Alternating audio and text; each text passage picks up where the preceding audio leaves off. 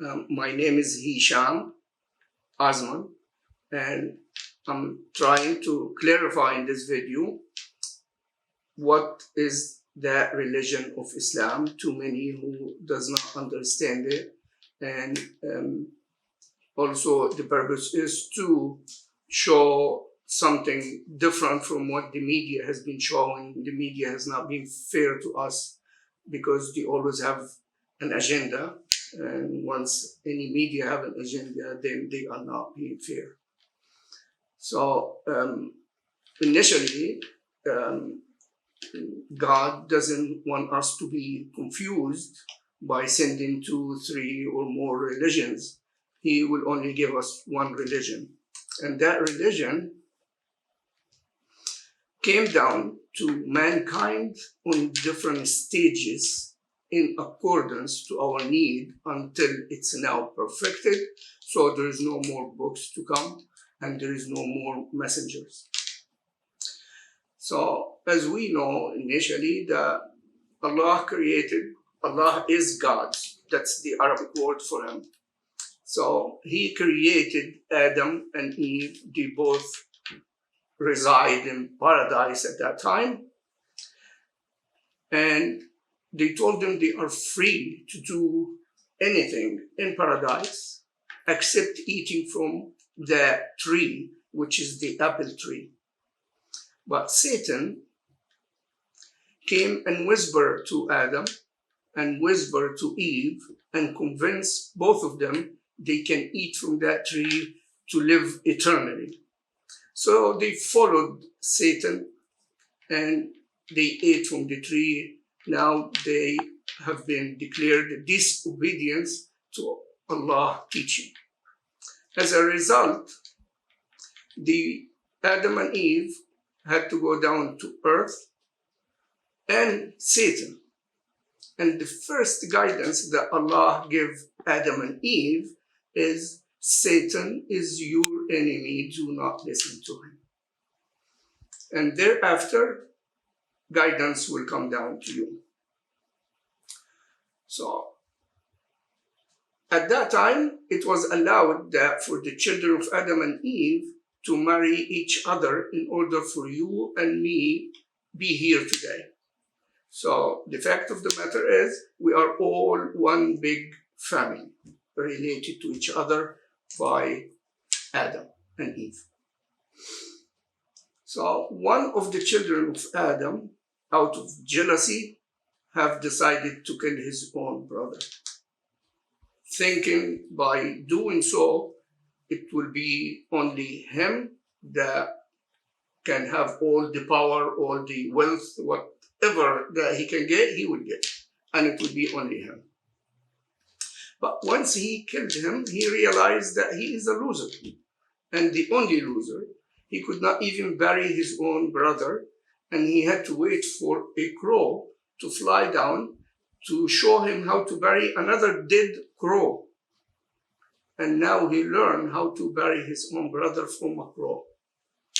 That's the first step to feeling sorry. But sadly, the theory of killing and having everything to myself has been carried out throughout history until today, that we see it every day. Many wars have been established to do so. Everyone is building up their might to attack and kill others or to take their wealth. And people also tend to forget. So we move until Prophet Noah, peace be upon him. And Prophet Noah, peace be upon him, he was given teaching and telling people about religion and what they're supposed to do on earth and how to worship the Creator for 950 years. He has been trying to teach that. He lived more than this, of course. And he described life as a house that has one door to enter and another door at the end to exit very quickly. So because of this, people were not listening to him.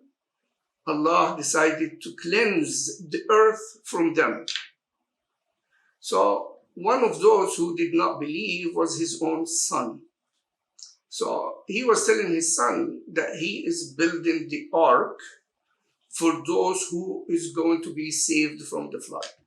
And his own son did not believe and told him he will go on top of the mountain, he will be saved.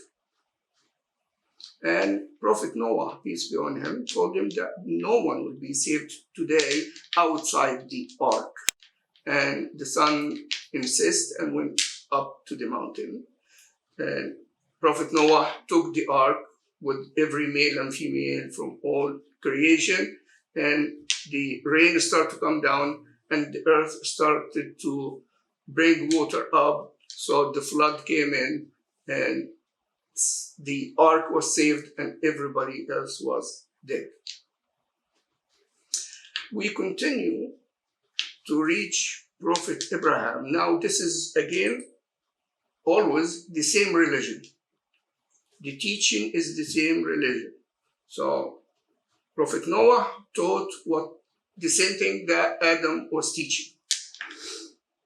Now, Prophet Ibrahim, when he came growing up in that city, everybody was worshiping statues. And there is a place in the city where big statues are in the public area where people go to pray and worship and spend money.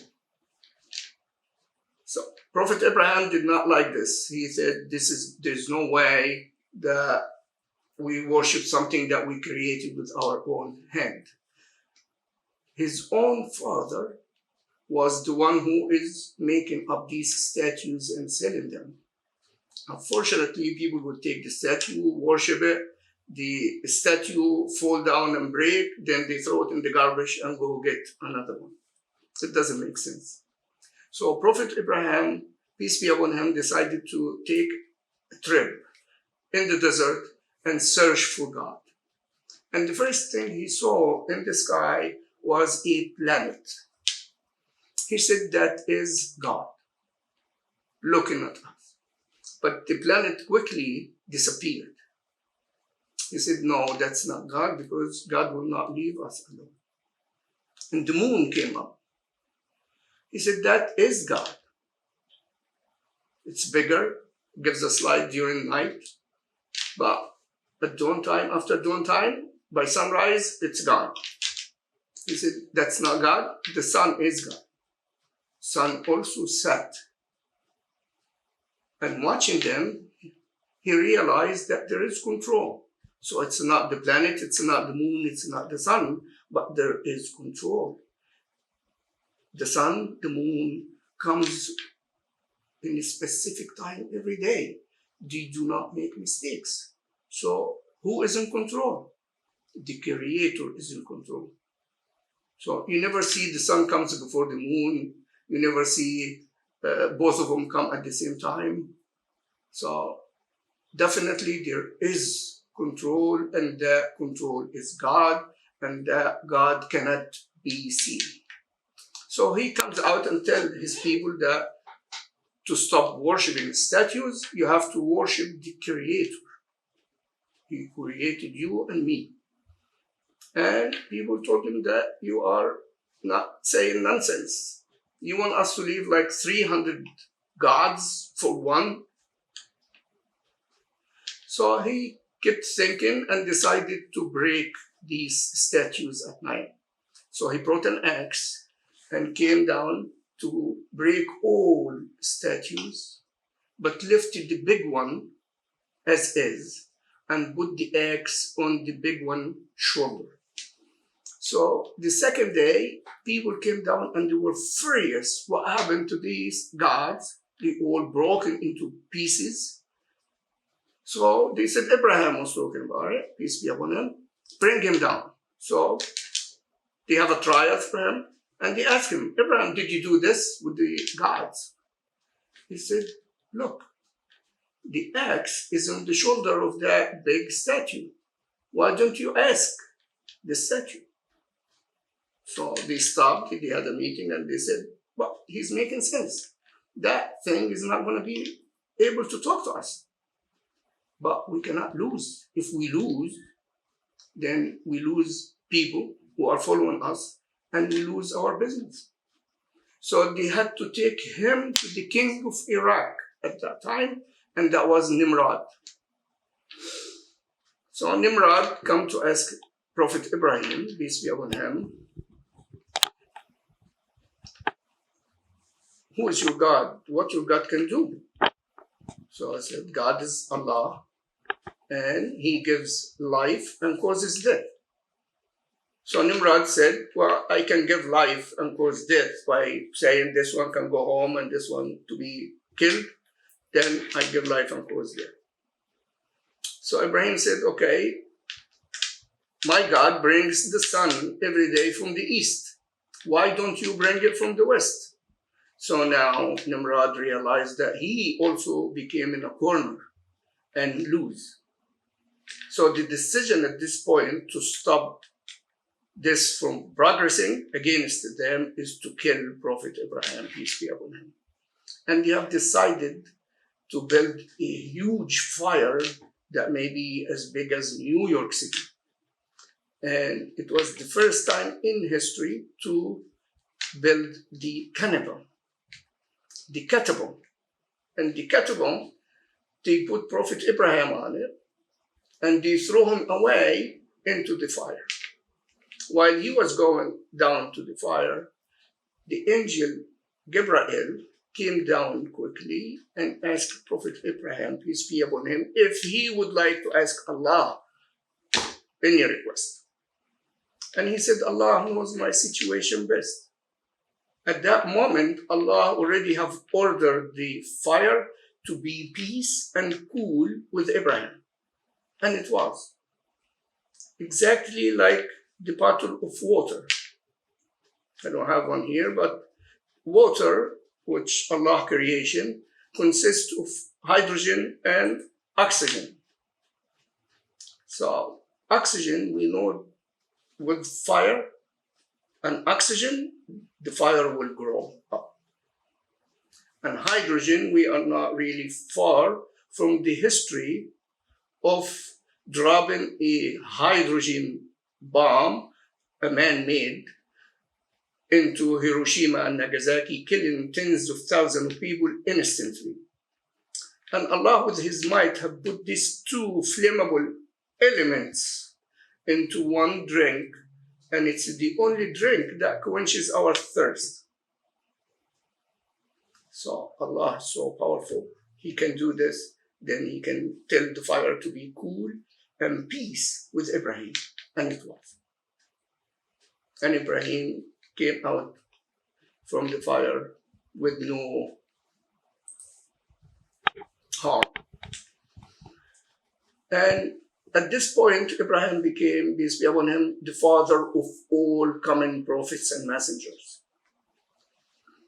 So he was married to our master Sittina Sarah. So Sarah, his wife, was old, as Prophet Ibrahim, peace be upon him, was, and she was barren. She could not conceive a child. They went down to Egypt, and Sarah, peace be upon her, chose a woman to Prophet Ibrahim to marry. There's some people would say something about that wife, that she was not a wife or she was a maid, although Prophet Ibrahim cannot be committing adultery. When you ask them, they said, no, he cannot be making adultery. And Allah Himself have described her son, which was the only son for 13 years, Prophet Ismail, peace be upon him, more than 10 times in the Old Testament as his only son. So Allah is telling us that's his son. That's Abraham's son. So, like, who is the hell anyone else who would claim something different?